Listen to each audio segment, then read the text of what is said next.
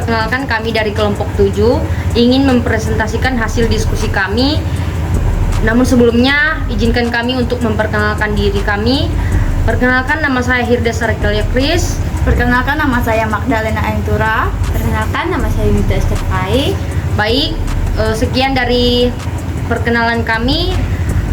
Di sini kami akan membahas tentang hermeneutika, dan kami akan membahas tentang yang pertama itu ada pengertian hermeneutika, yang kedua jenis-jenis hermeneutika, yang ketiga manfaat hermeneutika, dan yang keempat tujuan dari hermeneutika. Dan di sini kami akan memenuhi tugas dari Pak Stanley Papara. Dan di sini kami akan menambahkan ayat Alkitab, yaitu Pengkhotbah 11 ayat 9 sampai 10. Oke, baik, langsung saja kita masuk dari pengertian hermeneutika. Hermeneutika berasal dari bahasa Yunani, yaitu hermeneuo. Penafsiran adalah aliran filsafat yang bisa didefinisikan sebagai teori, interpretasi, dan penafsiran sebuah naskah melalui pencobaan. Sederhananya, hermeneutika mempunyai bagaimana kita cara memahami makna dari berbagai hal seperti teks, artefak, dan pengalaman. Beberapa jenis hermeneutika yang sering dibahas dalam filsafat dan teori penafsiran. Yang pertama itu hermeneutika tradisional, yang kedua hermeneutika filsafat, dan yang ketiga hermeneutika dialektik, yang keempat hermeneutika kritik, yang kelima hermeneutika fenomenologi, yang keenam hermeneutika teologi, dan yang ketujuh hermeneutika dekonstruktif. Jadi masing-masing jenis hermeneutika ini memiliki cara yang berbeda dalam mendekati teks tergantung pada tujuan penafsirannya. Apakah mencari makna integral, simbolis, kritis, dan eksistensial. Baik, saya akan melanjutkan lanjutannya tadi, yaitu tujuan hermeneutika. Tujuan utama dari hermeneutika adalah untuk mendapatkan pemahaman yang lebih dalam dan menyeluruh tentang makna sesuatu. Yaitu ada beberapa tujuan hermeneutika. Yang pertama, menyingkap makna tersembunyi. Hermeneutika bertujuan untuk menggali makna yang mungkin tidak langsung terlihat, baik dalam teks maupun dalam pengalaman hidup. Yang kedua, membangun jembatan antara teks dan pembaca. Hermeneutika berusaha menghubungkan teks dengan konteksnya, dengan sejarahnya, dan dengan pemahaman pembaca. Ini membantu kita melihat teks dari perspektif yang lebih luas dan memahami maknanya yang lebih mendalam. Yang ketiga, mendorong dialog kritis. Hermeneutika mendorong kita untuk melihat makna dari berbagai sudut pandang, untuk mempertanyakan asumsi kita, dan untuk berdiskusi dengan orang lain tentang makna yang kita temukan. Baik, saya akan melanjutkan lagi. Yang keempat, kemampuan interpretasi. Hermeneutika melatih kita untuk menjadi pembaca yang lebih kritis. Hermeneutika melatih kita untuk menjadi pembaca yang lebih kritis, untuk memahami teks dengan lebih cermat, dan untuk membangun makna yang lebih kaya dari pengalaman kita. Selanjutnya, manfaat hermeneutika. Ada beberapa manfaat dari hermeneutika, yaitu yang pertama, pemahaman yang lebih mendalam. Hermeneutika membantu kita menggali makna yang tersembunyi dalam teks, seni perilaku, dan bahkan pengalaman hidup.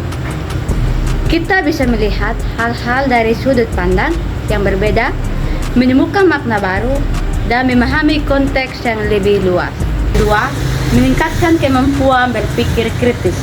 Hermeneutika mendorong kita untuk mempertanyakan asumsi, meneliti berbagai perspektif, dan menganalisis informasi dengan lebih cermat. Kita belajar untuk menerima makna secara pasif, tetapi untuk secara aktif mencari dan mengkonstruksi makna. Yang ketiga, memperkuat dialog dan pemahaman antar manusia. Dengan memahami bagaimana orang lain menafsirkan dunia, kita bisa membangun empati dan memahami perspektif mereka. Hermeneutika membantu kita untuk membangun dialog yang lebih produktif dan berarti, baik dalam konteks personal, profesional, atau sosial. Yang keempat, menemukan makna dalam kehidupan. Hermeneutika membantu kita menemukan makna dalam pengalaman hidup kita, dalam seni dan budaya, dan dalam hubungan kita dengan orang lain. Yang kelima, meningkatkan keterampilan komunikasi. Hermeneutika membantu kita memahami bagaimana bahasa dan komunikasi berfungsi dan bagaimana teks dan simbol membangun makna kita bisa menjadi komunikator. Dan yang terakhir, membantu memecahkan masalah. Akar permasalahan dengan menganalisis konteks dan berbagai perspektif, memberikan pandangan baru tentang dunia. Hermeneutika mendorong kita untuk melihat dunia dengan mata baru, untuk mempertanyakan makna baru dalam hal-hal yang biasa kita jumpai. Baik, saya akan membacakan ayat Alkitab yang terambil dari Pengkhotbah 11 ayat 9 sampai 10. Demikian firman Tuhan, bersukacitalah hai pemuda dalam kemudaanmu, biarlah hatimu bersuka pada masa mudamu, dan turutilah keinginan hatimu, dan pandanglah matamu, tetapi ketahuilah bahwa karena segala hal ini, Allah akan membawa engkau ke pengadilan. Baik, latar belakang dari kitab Pengkhotbah yaitu kitab Pengkhotbah terdiri dari 12 pasal. Kitab Pengkhotbah salah satu kitab hikmat dalam Alkitab. Kitab Pengkhotbah diperkirakan ditulis sekitar abad ke-10. Dan kitab ini secara tradisional dikaitkan dengan Raja Salomo, putra Raja Daud. Baik, yang menjadi temanya yaitu nikmati masa muda namun ingatlah perhitungan. Pengkhotbah 11 ayat 9 sampai 10 memberikan nasihat yang bijak bagi kaum muda, mendorong mereka untuk menikmati masa muda mereka dengan penuh sukacita, namun juga mengingatkan mereka akan tanggung jawab dan perhitungan di hadapan Allah. Ayat ini menawarkan keseimbangan yang penting antara kesenangan dan kebijaksanaan. Konteks ayat itu Pengkhotbah 11 ayat 9 sampai 10 merupakan bagian renungan Pengkhotbah tentang makna hidup dan kesia-siaan duniawi. Sebelumnya ia telah membahas sebagai aspek kehidupan seperti kekayaan, kesenangan, dan kebijaksanaan manusia, dan menemukan bahwa semuanya tidak memuaskan dengan dan sifat sementara. Pengkhotbah 11 ayat 9 sampai 10 juga muncul setelah pembahasan tentang pentingnya memberi dan menolong orang lain.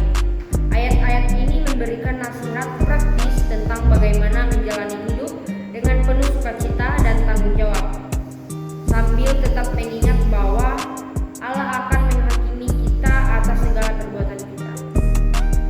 Jadi yang menjadi makna ayat yang ke-9 itu berbunyi demikian, bersukarialah hai pemuda dalam kemudaanmu, biarlah hatimu bersuka pada masa mudamu, dan turutilah keinginan hatimu dan pandanglah matamu, tetapi ketahuilah bahwa karena segala hal ini Allah akan membawa engkau ke pengadilan.